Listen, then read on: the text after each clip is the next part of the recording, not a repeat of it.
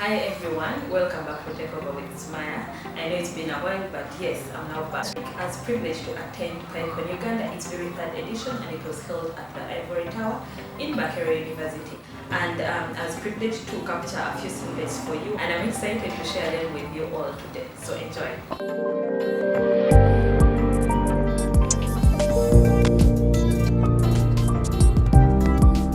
Love PyCon, you guys will probably relate. It's easy. It's very readable. The syntax is very easy. It's a very big open source code. Learning models in production. Right. So you can be able to differentiate these two in three ways. That's in terms of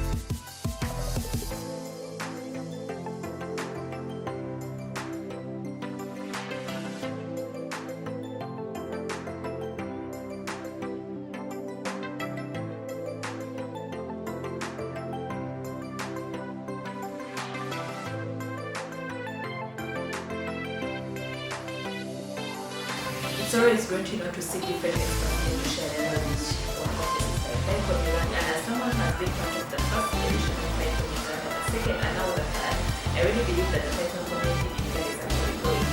This wraps up the snippets I was able to capture from PyCon Uganda 2025. And for the fourth edition, PyCon Uganda will be hosting PyCon Africa.